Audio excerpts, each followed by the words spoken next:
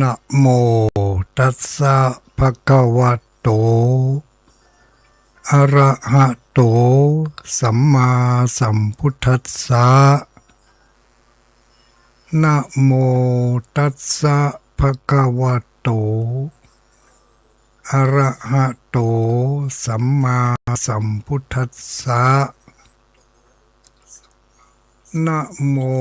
ตัสสะภะคะวะโตอะระหะโตสัมมาสัมพุทธัสสะ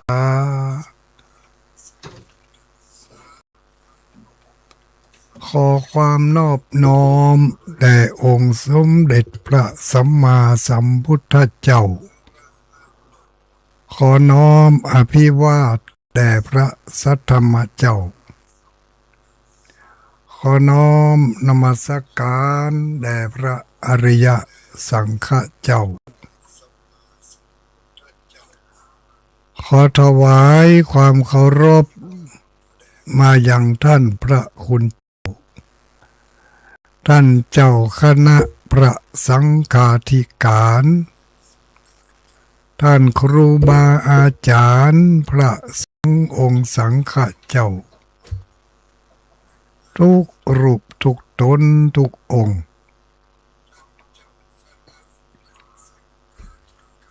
เจริญสุขเจริญพรสวัสดียามค่ำคืนมายังอุบาสกอุบาสิกานักศีลนักบุญผู้มีบุญทั้งหลายทุกผู้ทุกคน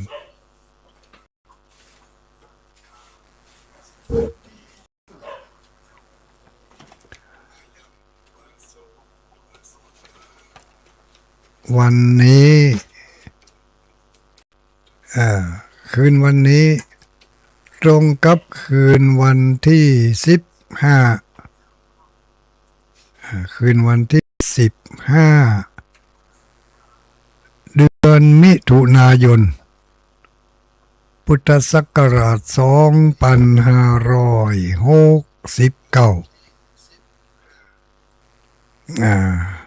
เดือนธันวาคมของปฏิทินขยับมาได้กึ่งเดือนละเนอได้หกเดือนปฏิทินตามปฏิทินเดือนนี้เป็นเดือนธันวาคมที่6ของปีพุทธศักราช2569สำหรับเดือนเมืองเดือนทางจันทรคติเดือนทางศาสนา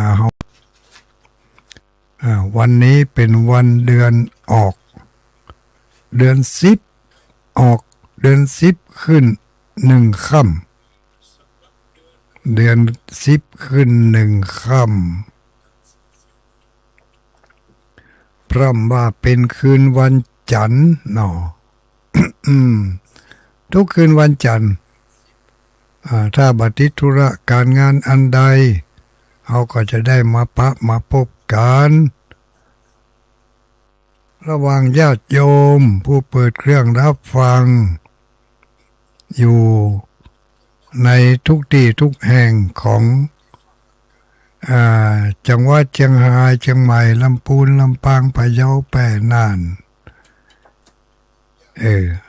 ทุกจังหวัดที่ใช้ภาษาเมืองอยู่มาพบมาปะกันผู้ที่บริหารเวลาในค่ำคืนวันนี้ที่ท่านทั้งหลายกำลังฟังอยู่ก็คืออาตมาภาพพระครูปฏิภาณธรรมทิน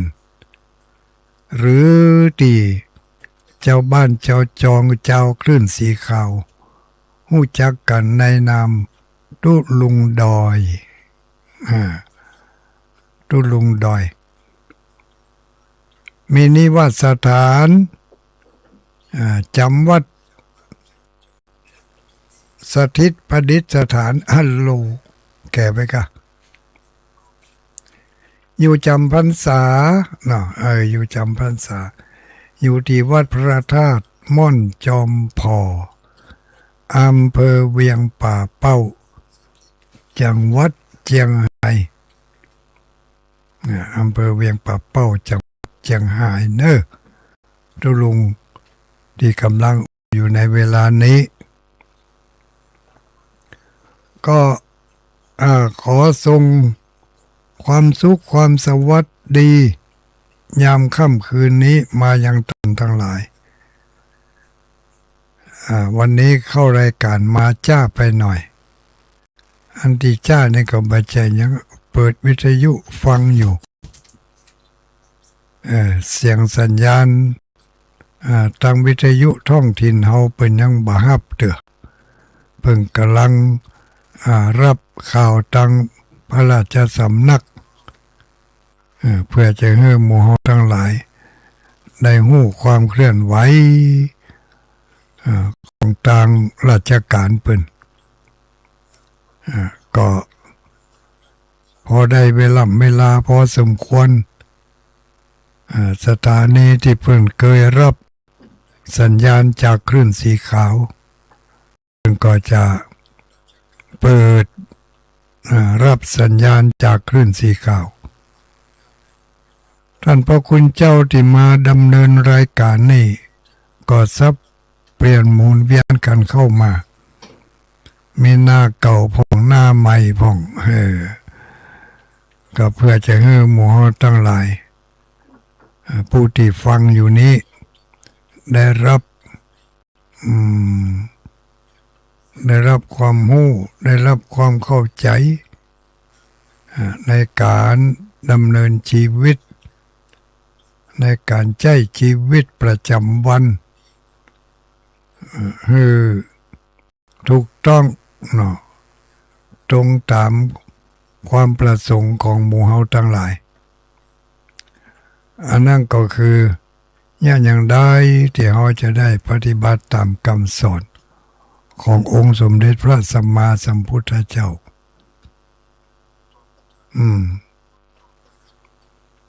ก็อาศัยการฟัง การอ่านการพอการก้อยและอาศัยการร่วมกิจกรรมร่วมงานต่างๆอย่างนี้ชื่อว่าเป็นการศึกษาการศึกษาก็คือการเรียนรู้คำว่าศึกษาพระธรรมไม่ใช่ว่า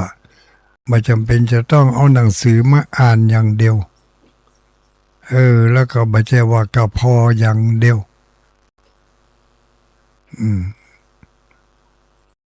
การศึกษาการเรียนรู้นี่ก็มีหลายช่องทางเรียนทางหูทางตาทางลิ้นทางจมูกทางกายทางใจนี่เป็นเรียนรู้ทางนั้นเพราะว่าช่องทางเหล่านี้เป็นช่องทางที่ให้เราได้ศึกษานำธรรมคำสอนขององค์พระสัมมาสัมพุทธเจ้าได้ทุกช่องทุกทางเมื่อรวมแล้วก็มีอยู่6ช่องทางศึกษาหูก็คือการได้ยินได้ฟังศึกษาทางตาก็ได้พอได้กอยเปิ้นเวลาเราไปการไปงานไปร่วมงานร่วมการก็เปิ้นหรือแม้แต่บ่ได้ไปร่วมงานร่วมการอยู่ในรถก็ดีอยู่เดินไปถนนหนทางก็ดีเดินเข้าไปในสถานที่ใดที่หนึ่งก็ดีตาเขาไปหันสิ่งอันอย่างเมื่อตาหันแล้วมันก็ส่งไปให้สมองก็ส่งไปให้ใจ ใจมันจะเป็นผู้กลั่นกรองและไตรตรองดูมันเป็น มันที่เอาไปหันนั่นมันเปิงใจครับบ่เปิงใจแล้วก็ทีนี้ก็เข้ามาถึงการกลั่นกรองแห่งกรรมหนึ่งที่เปิงใจนั่นมันดีแล้วครับที่ว่ามันดีนะมันถูกต้องก่อนแน่ที่ว่าถูกต้องมันถูกทำก่อนก็ย่ำเข้าไปหลายๆจั่นอย่างเอี้ยในกาตาอย่างเดียวนะถ้าตาเข้าไปหันแล้ว มันจะเกิดในฝ่ายที่เป็นบุญเพิ่นเรียกว่าปุญญาภิสังขารไปหันสิ่งที่ดีที่เพิ่งอกเพิ่งใจไปหันเรื่องของการประพฤติปฏิบัตินั่งสมาธิภาวนากะไปหันเปิ่นเฮียนหนังสือกะไปหันเปิ่นแสดงความเคารพนบนอบตอบรักผู้ใหญ่พระสงฆ์องค์สังฆเจ้ากะไปหันเปิ่นบุบเปิ่นตีกันกะแต่ที่เขาหันมานั่นมันสะปะสะเเป็ดลูกเนาะหันถึงเรื่องที่ดีหันถึงสิ่งที่บ่งามไปหันหมดถึงวันหนึ่งมันเข้ามาในตาเขานี่กี่ข้างกี่หนเขาก็นับบ่แป้ละแต่รวมความแล้วสิ่งที่เข้ามาตั้งตานั้นมันมีอยู่สามฝ่ายหนึ่งเป็นฝ่ายที่ดีฝ่ายหนึ่งเป็นฝ่ายที่บ่ดีแต่ฝ่ายหนึ่งเฉยดีก็บ่ใจให้ก็บ่เชิงธรรมดาเนี่ยสามอย่างเนี่ยเข้ามาในตาของเขาทุกมื้อทุกวันนี่แล้วก็ยังว่าเมื่อเขาตากระพันสมองลงไปที่ใจถ้ามันดีมันเปิงใจมันก็จะเก็บไว้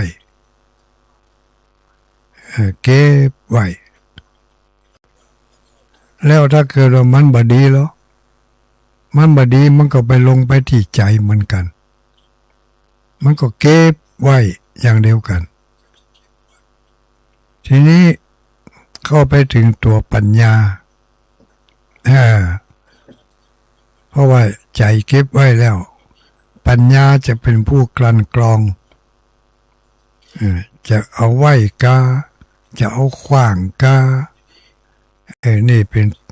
ตัวปัญญาละปัญญามันจะกลั่นกรองอันใดควรเก็บอันใดบ่ควรเก็บสิ่งที่เข้ามาตั้งตาเป็นสิ่งที่ดีมีประโยชน์นำความสุขมาให้สิ่งนี้เป็นสิ่งที่ควรจะเก็บไว้ในความทรงจำคือมันเก็บไว้ได้เมินบ่ใจเก็บไว้บ่ได้ฝึกหัดเนี่ยอย่างที่เราได้หู้ได้หันว่ามันดีมันมีประโยชน์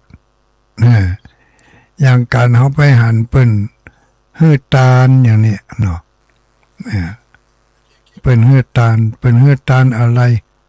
ก็ฮื้อตาลข้าวตาลน้ำฮื้อตาลเครื่องอุปโภคบริโภคฮื้อตาลปัจจัยทั้งสี่นี่แหละถ้าเขาไปหันเปิ้นฮื้อตาลนั่นแสดงว่าเขาหันสิ่งที่ดีเพราะมันมีประโยชน์นี่ก็ศึกษาไปจะได้เปิ้นจึงฮื้อตาลกับนี่มันจะต้องขึ้นไปถึงปุละโลมันได้ประโยชน์มาอย่างนี้การฮื้อตาลทีนี้มันก็จะสร้างปัญหามาถามตัวเก่าเฮาตาลไปทำไมมันได้อะไรมีแต่เสียกับเสียชื่อว่าฮื้อตาลแล้วก็คือเสี่ยงเอาออกจากตัวเฮาไปนี่เรียกว่าการฮื้อตาลแล้วเอาไปหันเป็นฮื้อตาล จะให้ตานข้าวน้ำโภชนะอาหารให้ตานเสื้อผ้าเครื่องนุ่งห่มให้ตานยารักษาโรคให้ตานขันข้าวขันน้ำที่เป็นตานกันบางทีก็ให้ตานตามโอกาสตามเวลาตั้งวัดมีเทศกาลมีงานบางผู้บางคนก็ให้ตานบัดจำเป็นจะต้องไปตานที่วัดตานตะมูถนนหนทางก็ได้เนาะเวลาลูกเจ้ามาถ้าลูกเจ้าเพิ่นไปบิณฑบาตก็ใส่บาตรแล้วเขาไปหันเพิ่นใส่บาตรเขาก็คิดนี่ตาเขาหันลูกเนาะว่าเพิ่นจะได้ต้องใส่บาตรใส่มันทำไมแล้วมันจะได้อะไรหรือใส่ไปกับเสียงอย่างเดียวนี่เรียกว่าตาเห็นรูปแล้วมาปรุงแต่งที่ใจปรุงแต่งแล้วมันดีมันก็จะเก็บไว้บดีมันก็เก็บไว้แล้วเมื่อเก็บไว้แล้วปัญญามันจะมาไตร่ตรองญาณปัญญาจะไตร่ตรองพิจารณาที่ควรจะเก็บเนี่ยมันดีกับบดีถ้ามันดีก็เก็บไว้แล้วมันให้ความอุ่นอกอุ่นใจให้ความสุขใจสิ่งนี้ควรเก็บไว้เมินเก็บไว้เป็นตัวอย่างเก็บไว้เมินนะถ้าสิ่งใดพอไปแล้วได้หันแล้วโอ้มันบ่ให้ความสุขไปหันแล้วมันเกิดความทุกข์อกทุกข์ใจหันแล้วมันเป็นเรื่องที่บาดหูบาดตามาสร้างความสงบสุขให้แก่กำกึดที่มันกึดฝังไว้นั่นเลยผู้มีปัญญาในที่เรียกว่าสัมมาทิฏฐิจะเอาสิ่งเหล่านี้ออกไปบ่เก็บไว้ในใจให้มันเมินนานยิ่งเมินต่อได้มันก็เน่าเฟะ ความบดีนี่นะเอามาไว้ในใจก็ถึงบดีอยู่เนี่ยอย่าให้ใจขุ่นมัวอย่าให้ใจหมุนเล่าเศร้าหมองกึดมาเมื่อใดก็บ่สบายใจเมื่ออันอย่างสิ่งที่เขาทั้งหลายไปหันมาแล้วนะสิ่งที่มันดีๆเก็บไว้แล้วมันก็ม่วนใจก็เหมือนกับดอกไม้ที่มีกลิ่นหอมเหมือนรูปภาพที่มันงามๆพอมาได้ก็บ่ฮู้จืดฮู้จางหันแล้วก็ม่วนใจก็เก็บไว้หันแล้วก็ม่วนใจทุกครั้งอันนี้ปัญญามันจะไปแยกเปิ้นให้เฮาฝึกฝนให้เฮามีปัญญากับเพื่อนอย่างเอี้ยเพื่อจะได้ฮู้แยกฮู้แจกฮู้ปัดฮู้เอาเนาะฮู้ปัดฮู้ยึดถือสิ่งที่มันเข้ามาแล้วทางตามันไปหันอะไรอย่างเมื่อหันแล้วมันเอาไปเก็บไว้ที่ใจเก็บไว้ถึงสองอย่างนั่นแหละดีมันก็เก็บดีมันก็เก็บแต่เมื่อเก็บไว้แล้วปัญญาจะเป็นผู้คัดกรองสิ่งดีๆอันนี้เก็บไว้จะเอาไปเป็นตัวอย่างสิ่งไม่ดีอันนี้ปล่อยไปตาไปหันสิ่งบดีทั้งหลายเมื่อไปหันแล้วมันเข้ามาสู่ใจถ้าเขาบับปล่อยบัสะมันก็จะฝังอยู่ในใจของเขาหันฝังอยู่ยิ่งฝังเมินตอนนั้นมันก็มีแก๊สหนักต่างอันเนาะเพราะมันของบูดของเน่านี่มันก็เป็นแก๊สถ้าเป็นอาหารก็คือเป็นแก๊ส เออแก๊สอันใดที่มันเป็นแก๊สแล้วปิดฝาไว้แน่นสักวางมันระเบิดขึ้นมาเลยถ้ามันระเบิดขึ้นมาบึ้งเหม็นนะเนอะเหม็นเพราะของบดีมันระเบิดมันก็เหม็นเหม็นผู้ที่อยู่ใกล้เหม็นผู้ที่เข้าไปใกล้กับสถานที่นั่นแม้กระทั่งจะไปกวาดไปเพี้ยวไปเช็ดไปถูสวยล่างมันก็ล่างถึงเหม็นนั่นน่ะเพราะมันเป็นของเหม็นอยู่แล้วผู้มีปัญญาเป็นบอกว่าเราต้องฝึกหัดให้มีปัญญาบักเก็บไว้บักเก็บเอาสิ่งบดีไว้ในใจปล่อยมันไปให้พ่องหาวิธีปล่อยมีสถานที่ในโครงการต่างๆของตั้งพระสงฆ์สังฆเจ้าหรือที่เจ้าบ้านเป็นจะทำจะยะกันก็มีอันนั้นก็คือวิธีปล่อยอารมณ์เนี่ยจะได้จะเอ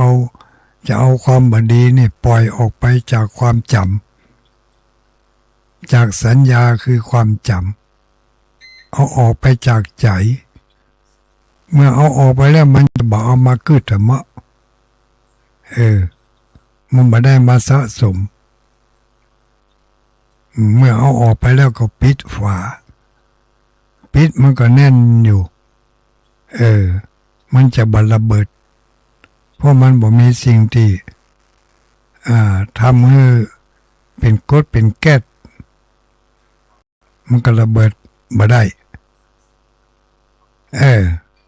ความบดีน่ะที่มันบูดมันเน่าอยู่ในใจของในตัวเขาเนี่ยลองสังเกตพอเถอะ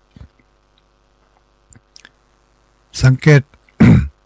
เขาสังเกตคนที่เพิ่นชอบเก็บงำเอาความบดีไว้ในใจหน้าตากระตึมเพราะใครดีลูก ถึงจะแต่งตัวงามสักถึงกระจังเถอะหน้าตาผิวราศีต่างๆมันบดี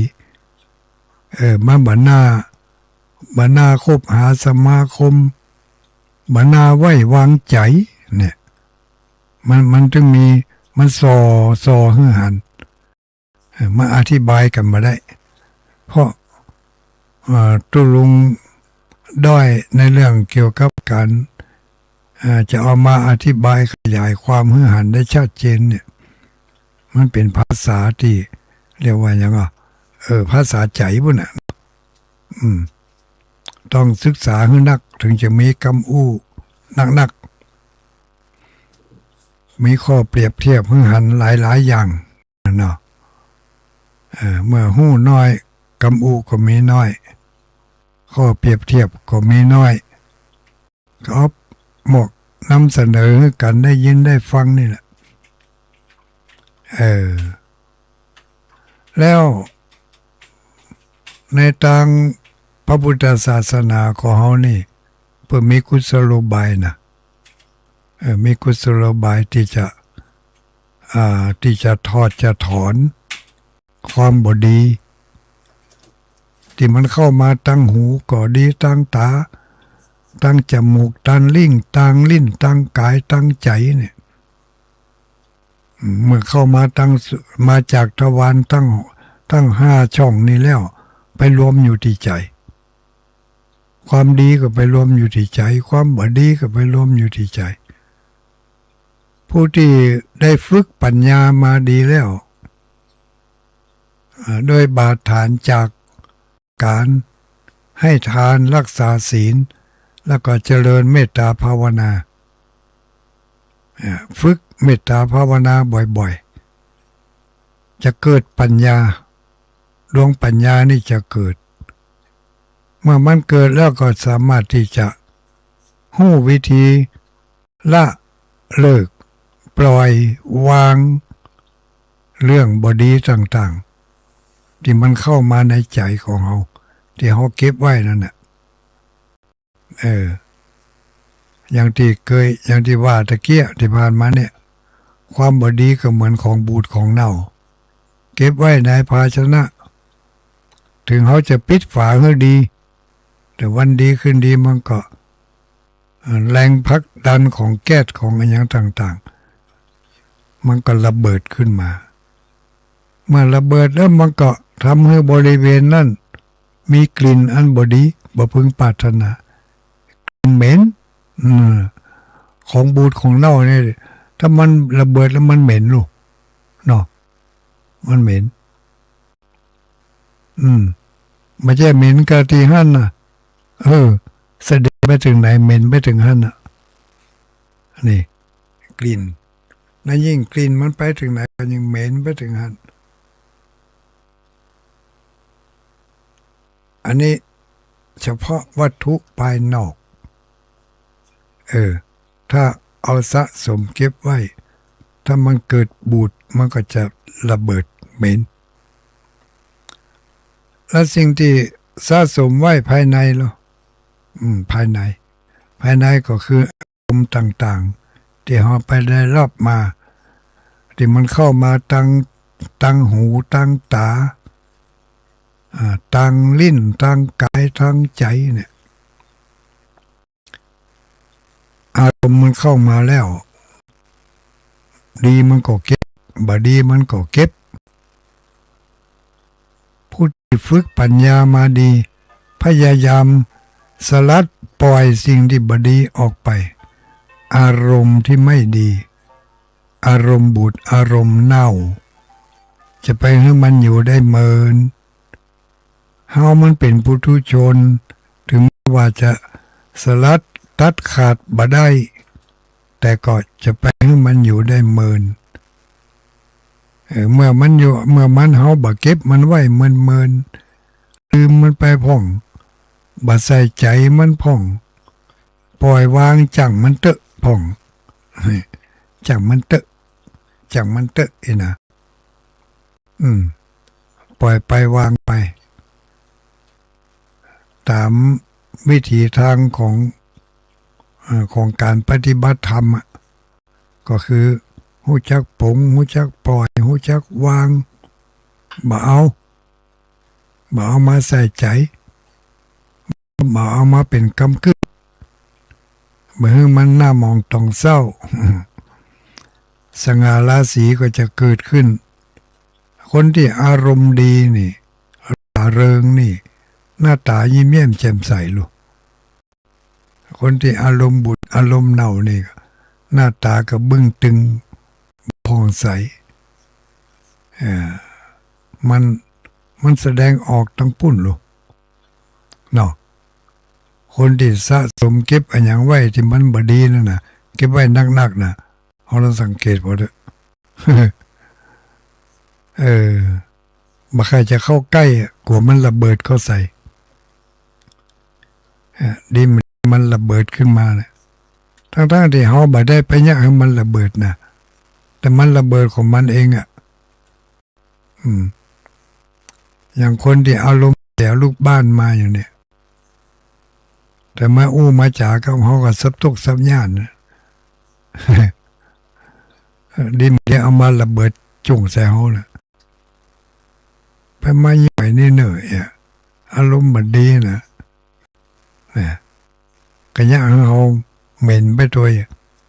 ถ้าเฮาบ่ได้ควบคุมเฮาระเบิดต่อทำกำลังน่ะเนาะอย่างกับถังแก๊สที่มันอยู่ใกล้กันนี่ก็แกนนั่นระเบิดบึ้งแกนต่อไปก็ระเบิดบึ้งเพราะแกนแรกมันยากแกนที่สองระเบิดความไม่ดีบดีที่เขาได้ไปรับมาจะบดีอย่างไรก็จังเถอะอันที่ทุลุงอูนี่ก็ไม่ใช่ว่าทุลุงจะได้ 100% นะญาติโยมทั้งหลายละได้น้อยเดียวน่ะมันจะละได้ 100%โอ้กว่าจะละได้ 100% เนี่ยก็ หลายขวบหลายปีหลายภพหลายชาติอยู่ก้อยๆสะไปก้อยละไปแต่เล็กแต่น้อยเป็นละกำมั่มได้ก็หมดเฉดละกำมั่มละตัดขาดเด็ดขาดไปเลยเนี่ยเป็นพระอรหันต์โดยฉับพลันในสมัยพุทธกาลเพิ่นก็มีหรอฟังธรรมสำเร็จปั๊บสำเร็จนี่คือสำเร็จนี่ก็คือละได้เด็ดขาดลูกละความขี้โลภละความขี้โคตรละความขี้หลงงมงายละความอิจฉาริษยาพยาบาทละความอาฆาตจองเวรเหล่านี้เป็นละได้เด็ดขาดเพราะเป็นพระอรหันต์เป็นสร้างสมบารมีมาพบหลายชาติพอมาถึงชาตินี้บารมีของเพิ่นแก่งอมเต็มที่แล้วบ่ได้ฟังธรรมของพระพุทธเจ้าโดยพระโอษฐ์ของพระพุทธองค์ฟังธรรมพระพุทธองค์ฮู้ว่าคนเนี่ยได้สร้างบารมีทางใดมาสร้างบารมีทางใดมาพระพุทธองค์เปิดหู้ในวาระจิตอุปนิสัยของคนพระพุทธองค์ก็แสดงธรรมที่เขามีอยู่แล้วในขันธสันดานในตัวในตนในจิตในใจเขามีอยู่แล้วเขาพร้อมที่จะระเบิดในสิ่งที่ดีนะเขาพร้อมที่จะระเบิดสิ่งที่ดีๆออกมาเพียงแต่ว่าบ่มีไปเอาเข็มไปควิให้มันระเบิดเท่านั้นเองพระพุทธองค์รู้แล้วว่าคนนี้ควรจะแต่งทางใดน้ำเน่าน้ำหนองน้ำเสียมันจะออกไปเสี่ยงบางคนพระพุทธองค์ก็ใจแต่งทางซ้ายแต่งทางขวาเพราะพระพุทธองค์มีญาณสัพพัญญูแสดงธรรมตามบารมีของคนที่มารับฟังได้ยังหมู่เฮาทั้งหลายนี่เป็นผู้ที่ยังมีโลภะโทสะโมหะมานะทิฏฐิวิจิกิจฉาเฮายังหนาแน่นไปด้วยสิ่งเหล่านี้อยู่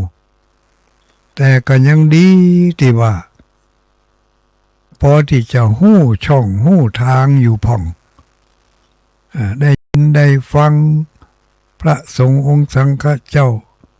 ตัวนั่นบอกวิธีหือยะอย่างอันตัวนี้บอกวิธีหือยะอย่างอีทุกเจ้าทั้งหมู่ทั้งมวลนี่ก็เดาสุ่มเอาไม่ใช่ว่าทัศรู้ได้ผู้ฟังทั้งหลายเนี่ยไม่ใช่ว่าแสดงธรรมข้างนี้จะแสดงโพธิหมอนั่นหมอนี่มันได้สำเร็จเป็นพระอรหันต์ก็บ่ใจถึงขั้นนั้นเอาละ ผู้ที่ต้องการธรรมะชั้นสูงอันนั้นเพิ่นก็ต้องไปเดินทำเส้นแห่งทางหนึ่งเพราะเพิ่นสั่งสมบารมีมาแก่กล้าแล้วบารมีบุญต่างๆเหล่านั้นจะจักเพิ่นไปจะนำเพิ่นไปในทางที่สูงกว่านำไปฟังธรรมที่สูงกว่าหมู่เฮาทั้งหลายนี่ยังบอกใครไปเถอะก็ยังมีความม่วนอยู่กับกิเลสตัณหา กิเลสตัณหาถ้ามันโผล่มาในทางที่ดีก็ม่วนนะเคยได้อยู่แต่ถ้ามันโผล่มาในทางที่บดก็ปัดทิ้งแล้วนะ กับท่านไฟยงสันขาเนี่ยปัดทิ้งเลยแต่ว่ายังว่านั่นน่ะถ้าพัดทิ้งอย่างถูกวิธีมันก็บ่ปิกมาทำไมนะเพราะเฮาโหเต่าตันมันถึงมันจะปิกมากับมันมาบ่ถึงมันบ่ได้ไปฝังอยู่ในใจบ่ได้ไปฝังอยู่ในความดำได้ยินเสียงเข้ามาทางหูเป็นเสียงบดีบ่ไพเราะเพราะพริ้นถ้าเฮาโหเท่าทันมันเสียงนี่เป็นเสียงบดีนี่บ่ควรจะฟังบ่ควรจะเก็บมาใส่ใจปล่อยมันตึกหูมันได้ยินแล้วก็แล้วไปอันนี้จิตใจมันหับทราบหับหู้จิตวิญญาณมันหู้แล้วต่อไปมันก็ปัญญามันก็จะช่วยคัดกรองสิ่งดีมันก็เก็บไว้อย่างที่ฟังมาเดียวเนี่ยบางคนก็ถูกใจดีอีกอะเข้าใจดีบางคนก็บ่ถูกใจบ่ดียังก็บ่ฮู้ซ้ำไปซ้ำมาอยู่หั่นน่ะมันเป็นกิจจลักษณะอย่างเงี้ยถ้าเขาเก็บไว้สิ่งที่บ่ดีทั้งหลายเมื่อเอามาหลายๆอย่างเข้าเอามาเปาะกันสิ่งที่บ่ดีเข้ามาตั้งหูพ่องตั้งตาพ่องเข้ามาตั้งจมูกพ่องเข้ามาตั้งลิ้นพ่องเข้ามาตั้งกายสัมผัสพ่องแม้กระทั่งอยู่บ่ได้ก็คืดเอาคนเดียวพ่องคืดหาเรื่องเก่าเรื่องหลังคืดหาความดีความให้ที่ได้เนี่ยได้ทำไว้ถ้าคืดดีแล้วก็ยิ้มหน้าชื่นตาบานถ้าคืดถึงเรื่องบดีก็หน้ามนหน้าหมองหน้าเศร้าทั้งหมดทั้งมวลรวมไปอยู่ในใจและจะเอาไว้ก็บ่เอาไว้ปัญญาเป็นผู้คัดกรองที่เรียกว่าสัมมาทิฏฐิสัมมาปัญญาเนาะปัญญาเป็นผู้คัดกรองเอาสิ่งดีๆไว้เอาไว้เพื่อจะไปสะสมไว้ให้มันนักขึ้นเมื่อความดีมันนักขึ้นแล้ว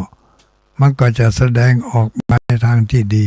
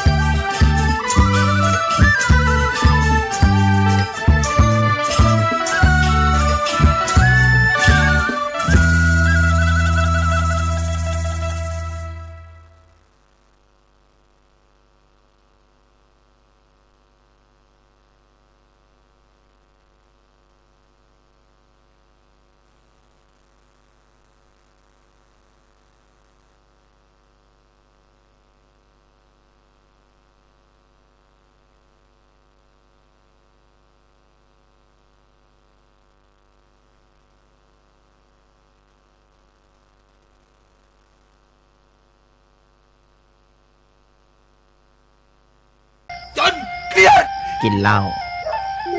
จนเครียด กินเหล้า จนเครียด กินเหล้าจนเครียดกินเหล้า จน เครียดกินเหล้าก็เลยยิ่ง จน ยิ่ง